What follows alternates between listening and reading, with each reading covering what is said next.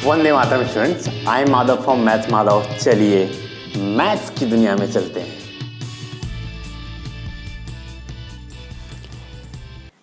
Students, आज का जो हमारा टॉपिक है वो अरिथमेटिक प्रोग्रेशन।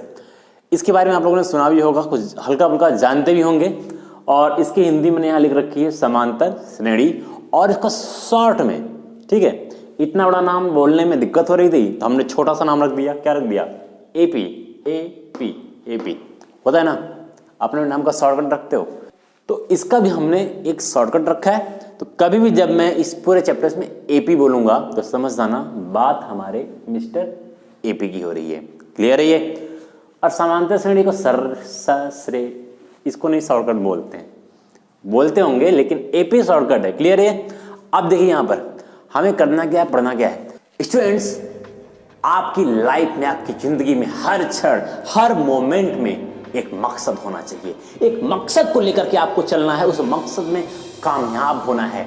जिस दिन आपकी लाइफ से वो मकसद गायब हो गया, जिस दिन आपकी जिंदगी से, आपके किसी भी क्षण आप बैठे हुए हैं और आपको लगता है यार मेरे पास करने को कुछ है ही नहीं, कोई मकसद ही नहीं है मेरे पास, उस दिन समझ जाना कि आप भटके हुए हैं, आप उन रास्ते पर, सही रास्ते पर नहीं चल रहे हैं। आप जल्द से जल्द एक मकसद तैयार करिए, एक लक्ष्य तैयार करिए, एक गोल तैयार करिए, उस गोल पर चलना शुरू करिए। और वो जब गोल अचीव कर लीजिए, एक नए गोल को बनाइए, नए गोल को लेकर के आइए, उस गोल पर चलिए। लेकिन कोई भी एक भी पल ऐसा नहीं होना चाहिए जब आपकी जिंदगी का कोई मकसद ना हो। तो स्टूडेंट्स, अब हम सीधे आते हैं इस अरिथमेटिक प्रोग्रेशन पर कि हम कैसे इस एपी को, कैसे क्वेश्चंस को सॉल्व करते हैं, कैसे समझते हैं चीजों को। ये फर्स्ट वीडियो है, इंट्रोडक्शन की वीडियो है, तो इस वीडियो को अच्छे से देख लेना, क्योंकि यही वीडियो आपके इस एपी के आगे के प्रोग्रेशन को दिखाएगी कि आपका जो प्रोग्रेस है एपी में वो अच्छा है या कैसा है। तो यहाँ पे मैं बेसिक सी चीजें बताता हूँ, क्योंकि मैं बार बार कहता हूँ कि कोई भी टॉपिक पढ़ने से पहले इंट्रोडक्शन उसका सबसे मेन पार्ट होता है, और इंट्रोडक्शन को हमें अच्छे से समझना भी है। यहाँ पर कुछ भी करने से पहले मैं बताऊं कि यहाँ पे करना क्या क्या है। यहाँ पे कुछ टॉपिक्स हैं, इंट्रोडक्शन है, फाइंड द nth टर्म है, सम ऑफ nth टर्म है, how to solve the words problems in AP. तो सर ये सब समझ ही नहीं आ रहा, क्या n टर्म है, क्या n क्या लिखियो, क्या सम लिखियो, ये सब समझ में नहीं आ रहा है। समझ में आएगा। अभी के लिए बस इतना बता रहा हूँ कि मैं 4 वीडियो इस पे बनाने की कोशिश करूंगा। क्लियर? तो ये फर्स्ट वीडियो अभी हमारे इंट्रोडक्शन की वीडियो जहां पर बन रही है। क्लियर है? तो हमें करना क्या होता है, इसके बारे में टॉपिक्स को हम समझेंगे, लेकिन थोड़ा सा इधर भी समझते हैं कि सबसे पहली चीज तो एपी क्या है, और उस एपी को जानने से पहले कुछ चीजें जो मैं आपसे आशा करूंगा कि आपको चीजें आ रही होंगी। क्लियर? इतना तो भरोसा कर सकते हैं। फर्स्ट है basic knowledge about numbers. Numbers के बारे में बेसिक नॉलेज होना चाहिए। नंबर्स के बारे में बेसिक नॉलेज का मतलब सिंपल सा, एकदम छुटकू कौन सा? इवन ऑड नंबर्स के बारे में पता हो कम से कम, कि इवन क्या है, ऑड क्या है। क्लियर है ना? ये थोड़ा नेचुरल नंबर क्या है, होल नंबर क्या है, ये हल्का फुल्का पता हो, इसमें कंफ्यूजन ना हो कभी भी। दूसरा चीज डिविजिबल बाय, मल्टीपल बाय। मैं बोलूं कि कुछ नंबर्स लिखो जो 2 से डिविजिबल हो, तो तुम्हें पता है इवन नंबर 2 से डिविजिबल हैं।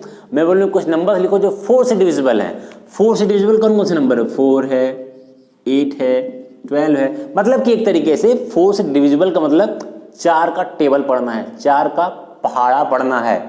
क्लियर है? 4 का टेबल पढ़ते हैं, जो जो नंबर्स आते जाते हैं वो सब के सब क्या हैं? 4 से डिविजिबल होंगे। तो कहीं भी आ जाए 4 के डिविजिबल नंबर्स, तो इस तरीके से समझना है। मल्टीपल भी आ रहा है, तो मल्टीपल का भी मतलब वही है एक तरीके से। मैं बोलूं कि 5 का मल्टीपल का मतलब एक तरीके से समझो कि एक डिविजिबल। ठीक है? डिविजिबल एक तरीके से समझ सकते हो उसको भी। मैं इसको इसलिए बता रहा हूं डिविजिबल मल्टीपल, क्योंकि ये क्वेश्चंस में आते हैं। जब हम एपी स्टार्ट करेंगे तो उसमें आते हैं कि हमें एक एपी लिखनी है जो डिविजिबल बाय 4 हो, हमें एक एपी लिखनी है जो 5 का मल्टीपल हो। इस तरीके से हम वहां पर डिराइव करते हैं। यहां पर एक और है कि आपने अगर लीनियर इक्वेशन पढ़ा हो, पेयर ऑफ लीनियर इक्वेशन, तो वहां पर 2 इक्वेशंस आते थे। उन इक्वेशंस को सॉल्व करने के 3 मेथड होते थे। यस, कौन कौन से याद है? सब्स्टिट्यूशन मेथड, एलिमिनेशन मेथड्स और क्रॉस मल्टीप्लिकेशन मेथड। 3 मेथड्स थे। तो वहां से कोई एक मेथड है एलिमिनेशन मेथड, तो इस एलिमिनेशन मेथड को आपको अच्छे से आना चाहिए, क्योंकि यहाँ भी एपी में क्या होता है, दो इक्वेशन बन जाएंगे, उन दोनों इक्वेशन को सॉल्व करना पड़ता है और दो वेरिएबल्स आपको मिलेंगे, तो उसको वहाँ पे फाइंड आउट करने के लिए एलिमिनेशन मेथड आपको आना चाहिए। बेसिक कैलकुलेशन का मतलब कि एक simple plus minus multiplication division, ये आपको हो तो क्लियर हो, क्योंकि फॉर्मूला में जब हम वैल्यूज को पुट करें, यहाँ पे पूरा का पूरा गेम फॉर्मूले का है, तो फॉर्मूले में वैल्यू को पुट करें तो सारी चीजें आपके सामने अच्छे से आ जाए, क्लियर हो जाए। और एक साइन रूल भी, कि आपको साइन रूल पता हो कि माइनस माइनस क्या होता है, प्लस प्लस क्या होता है, ऐड करने पे क्या होता है, माइनस करने पे क्या होता है, दो साइन वाले नंबर्स को मल्टीप्लाई करने पे क्या होता है। ये सारी चीजें अगर आपको नहीं पता है, मेरी वीडियो से जाकर के उसको अच्छे से देख लेना, ताकि आपको कैलकुलेशन में कोई प्रॉब्लम ना हो।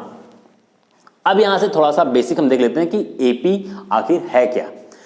देखो, एपी को एक वर्ड में हम बोलते हैं कि सीक्वेंस या सीरीज। आप 11th में 10th 12th में जाओगे, सारी चीजें पढ़ोगे। जैसे मैं कोई एक नंबर लिख दूं यहां पर, जैसे लिख दिया मैंने 2 4 6 8, ये नंबर लिखा हमने। अब ये बोला जाएगा ये एपी है कि नहीं है। देखो, एकदम याद कर लो कि कोई भी सीरीज, कोई भी नंबर, अगर मैं लाइन जैसे लिख रहा हूं, कोई भी नंबर, मान लो ये नंबर लिखा मैंने, एक नंबर और लिख दूं मैं 1 2 3 4, ऐसे ऐसे एक नंबर और लिख दूं मैं 3 6 7 9 8, ऐसे लिख दिया हमने। अब इसमें से मैं पूछूं, क्या ये सब एपी का मतलब ही होता है ना, कुछ नंबर्स होंगे लगातार लिखे होंगे सब, वो एपी होगी। लेकिन एपी होने का एक तरीका है, एक कंडीशन है।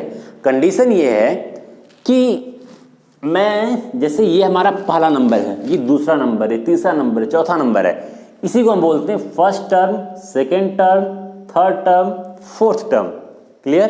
फर्स्ट सेकेंड थर्ड फोर्थ, जो पहले नंबर पर लिखा है पहला टर्म, तो इसको याद रखना है। याद क्या रखना है, ये तो सिंपल सा है यार, first second third fourth. Clear? इस तरीके से टर्म्स काउंट करते हैं हम लोग।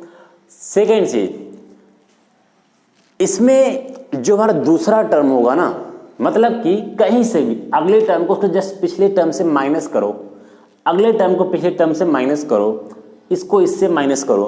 मतलब कि कोई भी नंबर देख लो, मैंने देखा कि ये नंबर, तो 6 को 4 से माइनस कर दो तो कितना आ रहा है, 2 आ रहा है। मैंने ये नंबर देखा 8, तो 8 को 6 से माइनस किया, कितना आ रहा है, 2। 4 देखा हमने, 4 को 2 से माइनस किया, कितना आ रहा है, 2। मतलब कि मैं यहां पे देख रहा हूं कि किसी भी नंबर को किसी भी जस्ट उसके पिछले नंबर से जब माइनस कर रहे हैं तो वैल्यू कितनी आ रही है, 2 आ रही है। तो यहां पे 2 दिमाग में नहीं रखना कि 2 आ रही है, दिमाग में रखना है कि सारी वैल्यू कितनी क्या हो रही है, आपस में इक्वल वैल्यू आ रही है, ये दिमाग में रखना है। अब यहां पर जरा देखो, हमने 3 से 2 माइनस किया, कितना आया, 1। ठीक है, 4 से 3 माइनस किया, कितना आया, 1। 2 से 1 माइनस किया, कितना आया, 1। यहां भी इक्वल वैल्यू आ रही है। मतलब कि पिछली वैल्यू को उसके आगे वाली वैल्यू से माइनस करने पर वैल्यू 1 आ रही है, मतलब कि वैल्यू सबकी इक्वल आ रही है। यहां जरा देख लेते हैं, 6 से 3 माइनस किया तो कितना हुआ, 3। 7 से 6 माइनस किया तो 1। 9 से 7 2, 8 से 9 तो -1। यहां पर देखो वैल्यूज जब हम माइनस कर रहे हैं ना, तो डिफरेंट आ रही है यहां पर। इसका मतलब यहीं से समझ आना है आपको, एपी, ये एपी है कि नहीं है, ये एपी है कि नहीं है, अरिथमेटिक प्रोग्रेशन समांतर श्रेणी है कि नहीं है, वो डिसाइड कौन करेगा। ये जो डिफरेंस दिखा रहा हूं मैं, इन दोनों को जो माइनस कर रहे हैं, जो डिफरेंस आ रहा है, वो डिफरेंस सबका सेम होना चाहिए, इक्वल होना चाहिए, तभी वह सीरीज एपी होगी, अदरवाइज वो एपी नहीं होगी। दैट्स वाई ये एपी नहीं है, ये एपी नहीं है। ये देखो एपी है, क्योंकि देखो इनका डिफरेंस क्या है, सब जगह सेम आ रहा है। यहां भी डिफरेंस किया तो 2 आया, यहां भी डिफरेंस किया 2 आया, इनका डिफरेंस किया तभी 2 आया, इनका डिफरेंस 2, इनका डिफरेंस, सबका डिफरेंस 2 आ रहा है। मतलब कि एक जस्ट आगे वाला नंबर, एक जस्ट आगे वाले नंबर का डिफरेंस उसके पीछे से करना है, इसका डिफरेंस इससे, इसका डिफरेंस इससे। क्लियर? और सारे के सारे डिफरेंस क्या होने चाहिए, सेम आने चाहिए। और इसीलिए इस डिफरेंस को हम बोलते हैं कॉमन डिफरेंस। क्या बोलते हैं, कॉमन डिफरेंस, और इसी को हम स्मॉल डी से डिनोट करते हैं। तो कोई भी सीरीज, कोई भी लिखा हुआ नंबर जो लिखा हुआ लगातार, वो एपी होगा कि नहीं होगा, वो कौन डिसाइड करेगा? वो डिसाइड करेगा कॉमन डिफरेंस, कि कॉमन डिफरेंस है कि नहीं है सेम। कॉमन डिफरेंस सेम है तब एपी है, कॉमन डिफरेंस सेम नहीं है तो एपी नहीं है। क्लियर है ये ना? अब देखो एपी जो है तुम्हें दो तरीके से है, एपी दो तरीके से, एक फाइनाइट एपी, एक इनफाइनाइट एपी। अब देखो इसमें कोई ऐसा नहीं 30 मार्क खान वाली कोई चीज है ये। फाइनाइट एपी क्या है? फाइनाइट का मतलब जो फिक्स हो, जैसे मैंने कुछ नंबर लिख दिया 2 4 6 8, ऐसे करते करते मैंने लिख दिया 20। क्लियर है ये? इसका मतलब क्या दिख रहा है तुम्हें? 2 4 6 8 20, इसका क्या मतलब? इसका मतलब ये नहीं ना कि बीच का नंबर गायब है, बीच में भी नंबर्स हैं। मैं तुम्हें बताना ये चाह रहा हूं कि ये नंबर देखो 2 4 कितने का गैप है इसमें, सब में 2 2 का गैप है। इसका मतलब कि 8 के बाद यहाँ पर 10 आएगा, फिर 12 14 16 18 फिर 20 आएगा। 20 मेरा लास्ट नंबर है। क्लियर है ये चीज? 20 मेरा लास्ट नंबर है। इसके बीच में भी नंबर्स है। मान लो मुझको 100 लिखना हो तो यहाँ लास्ट में 100 लिख दूं। मैंने बीच में डैश डैश इसलिए कर दिया क्योंकि इतना नंबर्स में लिख नहीं सकता कॉपी में बैठ करके।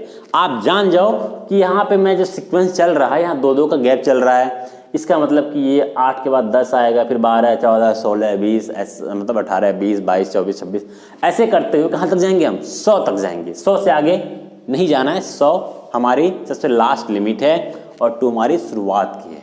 शुरुआत 2 से नीचे नहीं जाना है, 100 से ऊपर नहीं जाना है। तो ये हमने क्या कर दिया, इसको डिफाइन कर दिया है, फिक्स कर दिया है, इसीलिए हमारी ये फाइनाइट एपी है। क्लियर? इनफाइनाइट का मतलब जिसकी कोई वैल्यू ना, मतलब कि वैल्यू तो होगी, मतलब कि जिसकी कोई लिमिट ना हो। तो ये जो डैश डैश डैश लगा हुआ है ना, अगर इसको मैंने आखिरी में लगा दिया, जैसे 2 4 6 8 और ऐसे कर दिया मैंने। क्लियर? इधर कोई नंबर नहीं लिखा मैंने। इसका मतलब ये जो इवन नंबर चल रहा है इस तरीके से, ये चलता चला जाएगा, चलता चला जाएगा, चलता चला जाएगा। कहाँ तक चला जाएगा? जहां तक जाना होगा जाएगा। कहाँ तक जाएगा? आप लिखते चले जाओ तुम 8 10 12 14, ऐसे 2 2 नंबर का गैप करते हुए जहां तक लिख पाओ, मतलब कि इनफाइनाइट तक जाएगा। इनफाइनाइट तक जाएगा ना, इसीलिए इसको इनफाइनाइट एपी बोला जाएगा। और जहां पर ये जो डैश डैश डैश डैश के बाद कोई नंबर लिख दिया लास्ट में, तो एपी फिक्स हो गई, फाइनाइट हो गई। क्लियर है ये सारी चीजें ना आपको? चलो, तो ऐसे कई बार लिखा हुआ आएगा एपी। क्वेश्चंस आप सॉल्व करो, कई बार ऐसे लिखेगा और यहाँ डैश डैश कर दिया, कई बार ऐसे लिखा डैश डैश और यहाँ पे 100 लिख दिया। इसका मतलब इसके बीच में नंबर्स हैं, अपना तुम भर लो। बुक वाले को पता है तुम भर सकते हो। अब तुम्हें 1000 तक यहाँ दे दे तो 1000 नंबर ऐसे लिखते नहीं रहोगे, 1000 नंबर लिखते ही रह जाओगे कॉपी में फिर। तो ये सब नहीं सोचना है। क्लियर है सारी चीजें कि फाइनाइट एपी क्या हो गया, इनफाइनाइट एपी क्या होगा? तो इसको भी हटाते हैं हम। अब यहाँ पे सबसे मेन चीज दिमाग में रखना है, देखो बोर्ड अब साफ हो रहा है धीरे धीरे, बोर्ड साफ हो रहा है। इसका मतलब कुछ चीजें अब आएंगी। यहाँ पे कुछ नोटेशंस दिए हुए हैं, ए है, एन है, टीएन है, डीएन है और पता नहीं क्या क्या है। तो यहां पर देखो करते क्या हम लोग, मैं एक एपी लिख रहा हूं, उसी के माध्यम से, उसी के थ्रू इन सारी चीजों को मैं आपको समझा दूंगा कि ये सारी चीजें क्या हैं। और इन चीजों को, इन साइन को, इन वर्ड्स को समझना जरूरी है, क्योंकि ये सारी चीजें अभी जब आगे बढ़ोगे बार बार घूमेंगे इधर से उधर, तो इनका कॉन्सेप्ट एकदम क्लियर हो कि किसका क्या मतलब है, क्या पूछेगा तो क्या दिमाग में सोचना है और क्या सोचना है तो क्या लिखना है। चीजें, ये सारी चीजें कॉन्सेप्ट क्लियर होना चाहिए। जैसे मैं एक एपी लिख दे रहा हूं कि कोई एक एपी हमारे पास है। अब बार बार इवन नंबर, इस बार ऑड नंबर लिख देते हैं, ठीक है? 1 3 5 7 9 ऐसे लिख दिया हमने। एपी फिक्स है, लिखी हुई 9 तक है। क्लियर? ये अब देखो जरा, ये हमने लिख दिया, कुछ भी नंबर लिखा जा सकता है यहां पर। समझ में बात आ रही है ना? ये नंबर कुछ भी हो सकता है यहां पर। बस प्रॉब्लम क्या नहीं होनी चाहिए, कॉमन डिफरेंस इनका जो होता है वो डिफरेंट नहीं होना चाहिए। सबका कॉमन डिफरेंस क्या होना चाहिए? सेम होना चाहिए। इसको इससे माइनस किया, कितना आ गया? 9 से 7 2, इससे इसको माइनस किया 2, इससे इसको इससे, सबका डिफरेंस 2 है। इसका मतलब कि ये एपी है, इसके साथ हम लोग खेल खाल कर सकते हैं, कोई दिक्कत नहीं है। तो यहां पर हम इसको देखते हैं। हमारा जो भी एपी गिवन होगा उसमें सबसे पहला जो नंबर लिखा होता है, सबसे पहला नंबर, ठीक है, उसको हम बोलते हैं ए। ए का मतलब होता है हमारा फर्स्ट टर्म, हमारा पहला टर्म है ए। क्लियर हो गया? सबसे पहले दिख रहा है, पहला टर्म है ए, उसको हम ए से डिनोट करते हैं। कहीं भी कहीं पूछे व्हाट इज ए, तो ए को हम किससे डिनोट करेंगे? तो ए को हम फर्स्ट टर्म से डिनोट करते हैं। What is a? A is first term. Now 3 क्या है? जाहिर सी बात है, ये फर्स्ट टर्म तो सेकंड टर्म होगा, ये थर्ड टर्म होगा, ये फोर्थ टर्म होगा, ये फिफ्थ टर्म होगा। टर्म्स को हम लिखते कैसे वो मैं अभी बाद में आपको बताऊंगा कि सेकंड टर्म को क्या लिखेंगे, थर्ड को क्या लिखेंगे, फोर्थ को क्या लिखेंगे। लेकिन अभी के लिए बस इतना समझिए, पहले टर्म को हम ए लिखते हैं, दूसरे टर्म को भी ए के साथ मिला के कुछ लिखेंगे, लेकिन उसके पहले जरा देखते हैं। अब देखिए, जब हम इसको माइनस करते हैं ना, दूसरे टर्म को पहले टर्म से माइनस करेंगे, या तीसरे को दूसरे से, या चौथे को तीसरे से, या पांचवें को उसके, मतलब कहने का जो भी टर्म हम देख रहे हैं उसके जस्ट प्रीसीडिंग पिछला जो टर्म है उससे माइनस जब करते हैं तो हमें क्या मिलता है? यस, डी मिलता है। डी का मतलब कॉमन डिफरेंस, कॉमन डिफरेंस मिलेगा हमें। तो डी की जरूरत है हमें। देखो, इन सारी चीजों को हमें जरूरत है। जब क्वेश्चन सॉल्व करेंगे इन सारी चीजों की जरूरत पड़ेगी हमें, इसको हमें सॉल्व करना पड़ेगा। अभी जो हमारा पहला ही टॉपिक है फाइंड एन टर्म, तो इसमें हमारा पहला ही फॉर्मूला आएगा N equals to A plus N minus 1 into D. D भी आ रहा है, ए भी आ रहा है, एन भी आ रहा है। एन का मतलब क्या है? एन का मतलब होता है number of terms. Number of terms का मतलब, नंबर ऑफ टर्म्स का मतलब ये हो गया, यहां मतलब कितने टर्म्स हैं, नंबर्स कितने नंबर्स हैं? 1 2 3 4 5, 5 नंबर्स हैं। तो एन हमें पता है, नंबर ऑफ टर्म्स पता है हमें कि 1 2 3 4 5 हैं, तो 5 टर्म्स। तो यहाँ पे एन की वैल्यू 5 हो जाएगी। ये हटा दे, कितने टर्म्स हैं? 4 टर्म्स हैं। ये हटा दे, कितने टर्म्स हैं? 3 टर्म्स हैं। क्लियर है ये? तो इस तरीके से मान लो, इस तरीके से यहाँ पे ऐसे करके 1 2 3 4 5 और लास्ट में 99 दे दें, तब कितने टर्म्स हैं? तब बोलेंगे अभी नहीं पता हमें कितने टर्म्स हैं। अब काउंट करने को दिमाग में सोच सकते हो ना इस तरीके से कि 1 से लेकर के 99 तक नंबर लिखा हुआ, मतलब कि सारे इवन नंबर लेने हैं, इसका मतलब कि 50 नंबर्स होंगे। तो सोचने को सोच सकते हो, तो कोई दिक्कत नहीं है, कोई प्रॉब्लम नहीं है। जब इस तरीके से लिख दिया तो हम यहाँ पे n की वैल्यू नहीं लिखेंगे, उसको निकाल के शो करते हैं। कैसे शो करते हैं वो भी बताऊंगा मैं। तो ये हो गया ए डी एन, ए हो गया, डी हो गया, एन हो गया। यहाँ A N T N L लिखा हुआ है। देखो, इन तीनों का लगभग एक ही मतलब है। कुछ जगहों पर ए एन लिखा होता है, कुछ जगहों पर टी एन लिखा होता है, कुछ जगहों पर एल का मतलब लास्ट टर्म। ए एन भी क्या होता है ना, इसको एकदम ध्यान से सुन लो। ए एन, जब भी तुम्हें किसी एपी में एकदम लास्ट वाला टर्म दिख रहा हो, ठीक है, जैसे यहाँ पे देखो लास्ट टर्म है, पता है ना, इसके बाद डैश डैश डैश तो लगा नहीं है, किसके आगे भी टर्म्स है। अब ये आखिरी टर्म हमें दिख रहा है 99, तो ये जो आखिरी नंबर हमें दिख रहा है ये हमारे ए एन की वैल्यू हो जाएगी। ये जो आखिरी नंबर दिख रहा है ये हमारे टी एन की वैल्यू हो जाएगी। यही आखिरी नंबर हमारे एल की भी वैल्यू हो जाएगी। क्लियर है ये? कहीं भी अगर A N T N L जहां भी फॉर्मूले में मैं बताऊंगा आगे चल करके, तो वहां पर आपको इसकी वैल्यू को पुट कर देना है। अगर ये नंबर यहां पर नहीं होता, ऐसे होता, तब हम इसमें कोई भी T N A N L ये सब यूज नहीं कर पाते। चलें आगे अब बढ़े।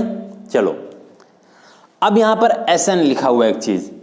एस एन का मतलब ये होता है जब हम ये टॉपिक पढ़ेंगे ना, सम ऑफ एन टर्म्स, मतलब कि एस एन का एक फॉर्मूला है। यहां पर मैंने बोल दिया कि 1 से लेके 100 के बीच में जितने इवन नंबर है सबको ऐड करो, तो सम ऑफ एन टर्म्स मतलब सम of all even numbers.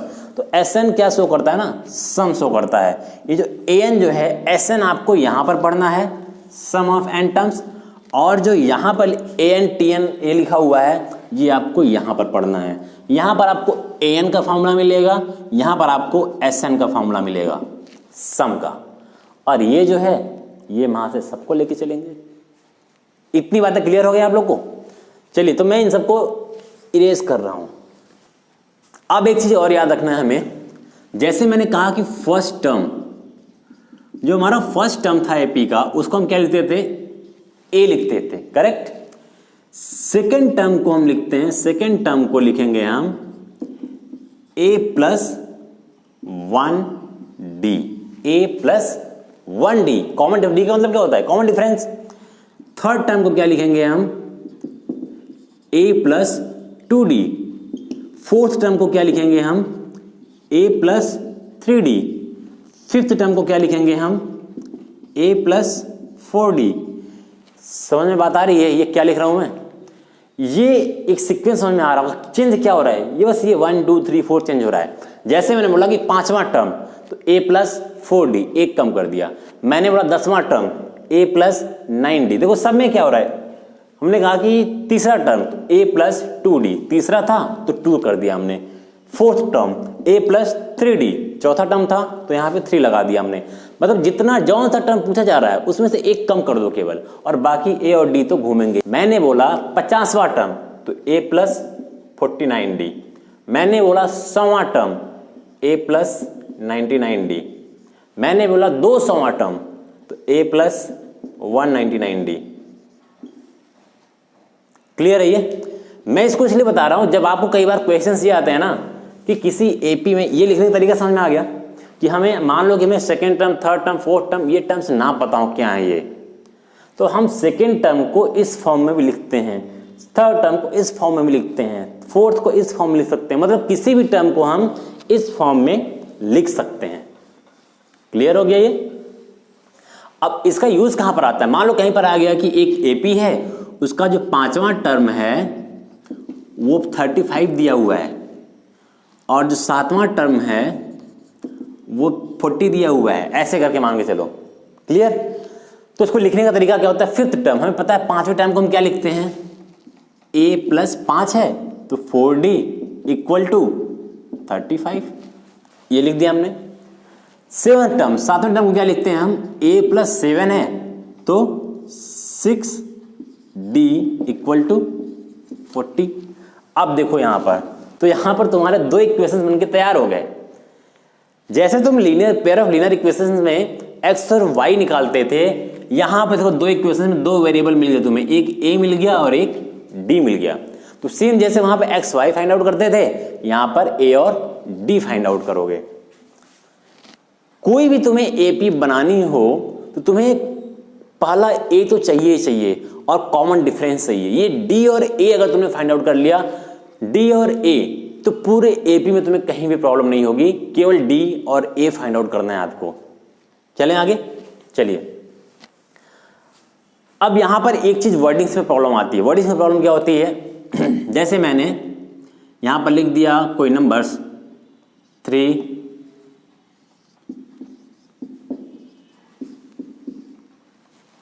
And so on, 3 6 9 12 15, ये एपी है कि नहीं है तो देख लेते हैं। मैंने 9 से 6 माइनस किया तो कितना आ गया 3, 12 से 9 माइनस से कितना आ गया 3, 15 से 12 3, 6 से 3 3, मतलब कि सबके कॉमन डिफरेंस क्या है, सेम है, तो ये एपी है।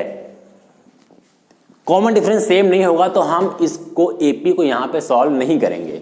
तो यहां पर देखिए, अब तीन चीजें हैं। मैंने पूछा बताओ यहां पे थर्ड टर्म क्या है, फर्स्ट सेकेंड थर्ड टर्म क्या है, third term is equals to 9। Clear है ये? थर्ड टर्म क्या है, 9 है। नेक्स्ट क्वेश्चन होगा 12 कौन सा टर्म है, 12 कौन सा टर्म है, विच टर्म इज 12, 12 कौन सा टर्म है। तो 12 कौन सा टर्म है, which term, 12 is equals to first second third fourth, मतलब कि फोर्थ टर्म जो है 12 है। ये लैंग्वेज समझ में आ रही है, वर्डिंग्स ऐसे ही क्वेश्चंस आते हैं। क्वेश्चंस लिखा होगा, तुमसे पूछा fifth term of this AP, 1 2 3 4 5, fifth term क्या है 15। तो कभी भी जब तुमसे टर्म पूछा जाएगा, टर्म का मतलब क्या हुआ, एकदम ये याद रखो इस तरीके से, जब पूछा फिफ्थ टर्म या second term, third term, 10th term, 11th term, 15th terms, ठीक है, इसका मतलब कि पांचवा टर्म क्या है, 1 2 3 4 5, पांचवा टर्म ये, मतलब तुमसे क्या पूछ रहा है वो, ए एन पूछ रहा है, ए एन पूछ रहा है कि यहां पर कौन सा पद है।